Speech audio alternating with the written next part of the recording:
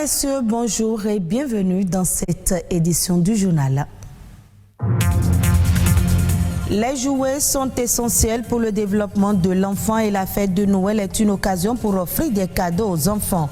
Mais comment bien les choisir? On en parle dans ce journal. La concurrence des produits importés continue de faire rage au Bénin, notamment sur le marché de l'ameublement. L'achat des meubles usagés importés a pris le pas sur les meubles locaux avec des normes manques à gagner pour l'économie.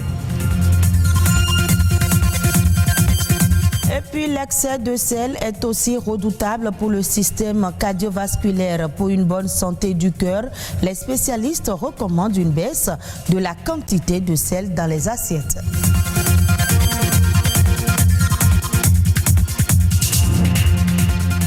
C'est la période de fin d'année, la fête de Noël est déjà là. Qui dit Noël dit jouets. Plusieurs stands de vente de jouets s'animent dans la ville de Cotonou et on y trouve différents types de jeux pour les enfants.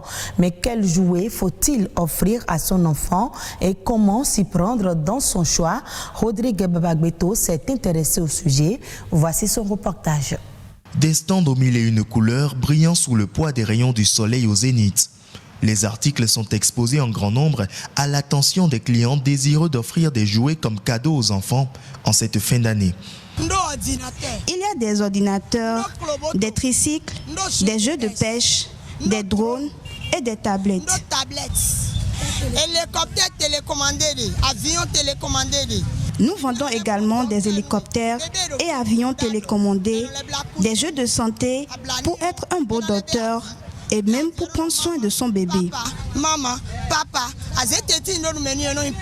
Face à cette panoplie de jouets, difficile pour certains parents de faire leur choix. Les vendeuses deviennent alors des conseillères. La vendeuse nous conseille sur les choix à faire en fonction de l'âge et de la classe de l'enfant. Maternelle 1 et maternelle 2A. Ça n'a pas été facile, donc la dame m'a aidé à faire mon choix et je l'ai pris les trousseaux à sac pour la cuisine et après ça je l'ai pris d'autres choses. Si un seul jouet suffit pour amuser un enfant, il suffit également pour instruire ce dernier et éveiller ses sens. Pour cette pédopsychiatre, il faut tenir compte de l'âge de l'enfant, son désir, son centre d'intérêt et son besoin du moment pour un choix idéal. Le jeu est important dans la vie de l'enfant. L'enfant apprend par le jeu. L'enfant se développe par le jeu. Pour un enfant de moins d'1 an, on a besoin d'éveiller ses sens. Donc il faut lui offrir des jouets sonores, des jouets colorés. À partir de 5 ans, l'enfant est déjà en train de se socialiser. Donc il lui faut des jouets avec lesquels il pourrait être en interaction avec les autres. Par exemple, un ballon. Avec un ballon, il est en interaction avec ses pairs. Et pour les grands enfants, on pourrait offrir des jeux de logique, de mémoire. Cependant, certains jouets sont à exclure de la liste. C'est vrai, il est dit qu'il ne faut pas offrir certains types de jouets aux enfants, notamment tous les jouets dans lesquels il y a une certaine forme de violence qui est exercée.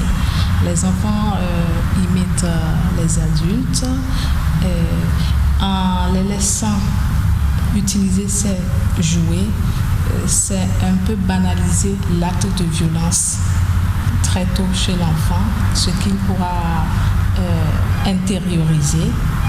Et plus tard, ça pourrait éventuellement avoir une incidence sur sa façon d'être en relation avec son entourage. En fonction de leur âge et du développement de leur habileté, les enfants s'intéressent à différents jouets.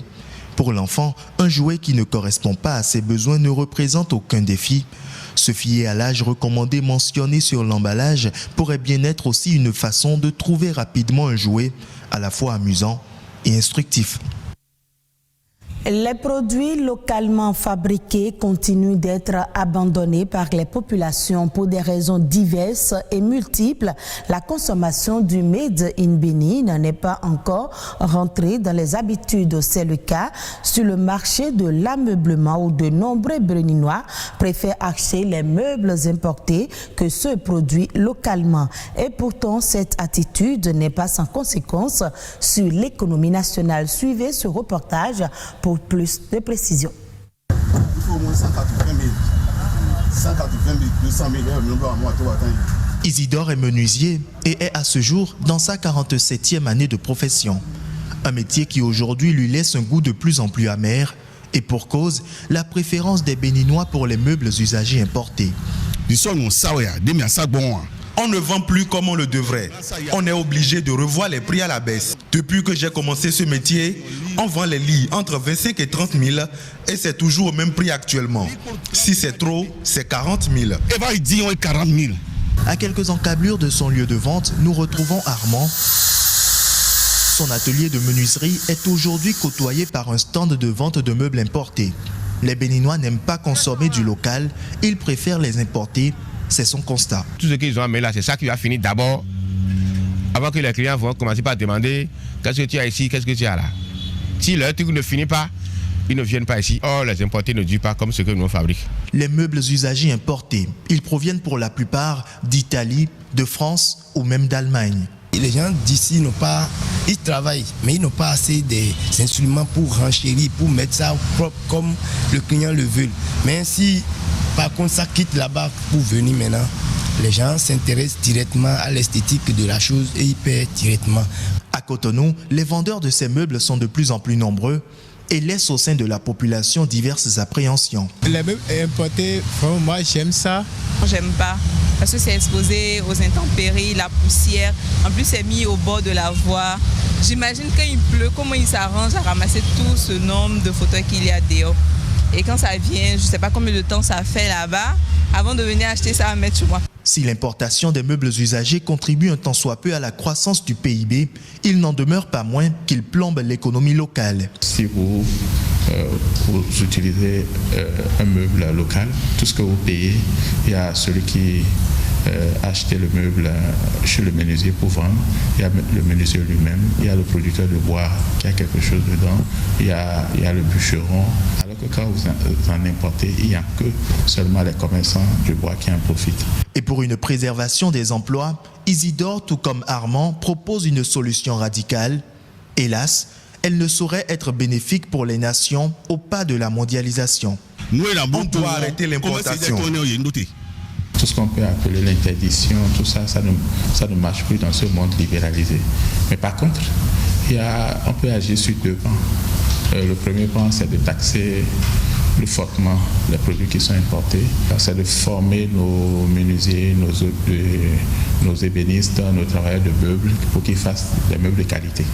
Autant de mécanismes que le Bénin pourrait rajouter à celui faisant état de la présence de 60% de meubles locaux dans les administrations. La consommation excessive de sel peut avoir aussi plusieurs conséquences sur la santé, notamment le cœur. À petite dose, le sel est indispensable au corps humain, mais sa consommation excessive favorise l'hypertension artérielle et est à l'origine de maladies cardiovasculaires et peut aussi provoquer la rétention d'eau. Plus d'explications avec un cardiologue. Certes, nous avons besoin d'une concentration de sel pour que nous puissions tenir debout physiologiquement, mais nous devions savoir que la consommation excessive de sel, c'est mauvais. Donc il ne faut pas dire le sel c'est la consommation excessive. C'est pour ça que, effectivement, le ministre a totalement raison en disant qu'il faut bannir l'excès de sel. Ce n'est pas bannir le sel, c'est bannir l'excès de sel. Un hypertendu, la première des choses qu'on va lui conseiller, en dehors de tous les autres conseils, c'est de diminuer la quantité de sel pour agir. Rien que la diminution de la quantité de sel permet de réduire le niveau de l'élévation de la tension. Il n'est pas indispensable de saler les aliments tant que pour notre goût, ça passe. C'est pour ça que l'alimentation, mieux vaut ne pas du tout le saler en cours de cuisson et le saler à table un tout petit peu et on est parti. C'est soi-même qui sale son aliment. Ça permet de savoir que oui, je veux saler mon aliment, je mets une petite quantité dedans. Mais il est capital de faire en sorte que toute la famille ait le même comportement alimentaire dès le bas âge, surtout chez les enfants. C'est ça qui sera gardé et c'est ça qui va préserver le capital de vieillissement de leurs artères. Donc si on veut vivre longtemps, avec pas du tout, très peu de maladies du cœur et des vaisseaux, avec pas du tout de cancer, avec pas du tout des maladies vraiment chroniques comme les problèmes respiratoires, etc.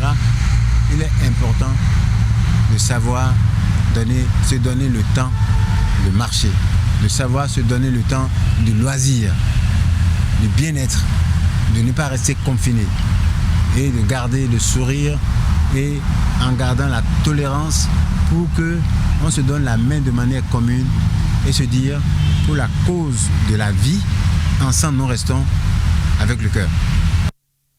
Du Bénin au Togo, l'Assemblée nationale a voté la loi des finances, exercice 2021 avec un budget aux dépenses à forte teneur sociale en hausse de 10%. Sur un budget de plus de 1521,6 milliards de francs CFA, 445,1 milliards de francs CFA seront consacrés aux secteurs sociaux dans l'espérance d'une maîtrise rapide de la crise sanitaire l'an prochain.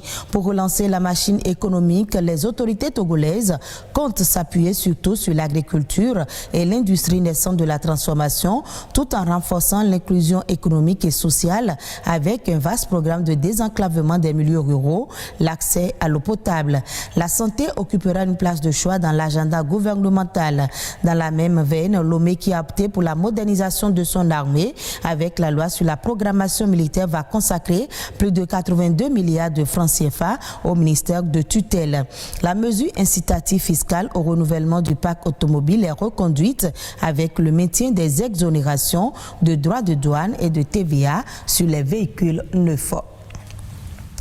En République démocratique du Congo, les épidémies d'Ebola qui ont sévi en 2020 ont laissé derrière elles au moins 1380 orphelins selon l'UNICEF. Des enfants traumatisés tentent aujourd'hui de se reconstruire. Des ONG se mobilisent pour subvenir à leurs besoins et les permettre d'avoir un avenir. Parfois, ce sont aussi d'autres membres de la famille qui les recueillent et leur viennent en aide.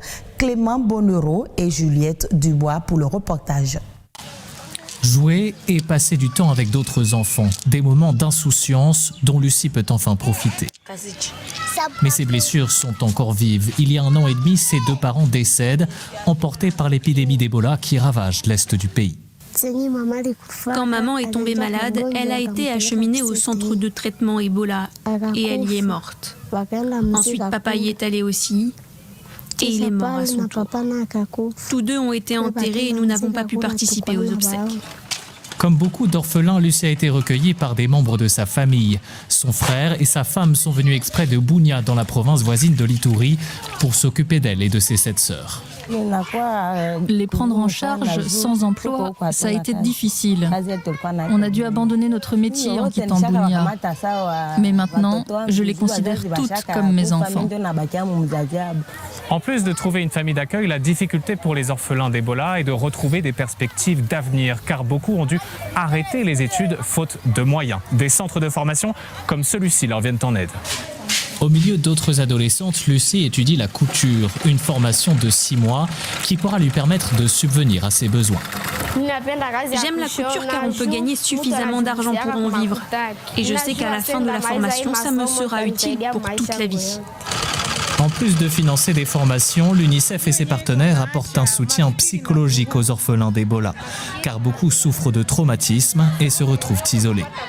Le fait d'apprendre à quelqu'un le métier les soulage encore davantage sur le plan psychologique. Et ça constitue aussi une sorte de thérapie à groupe, parce qu'il est formé à groupe avec les autres. Après sa formation, Lucie espère pouvoir ouvrir son propre atelier et de fil en aiguille, trouver le chemin de l'indépendance. Retrouvez ce journal sur le www.ortb.bj. Merci à vous de nous avoir suivis.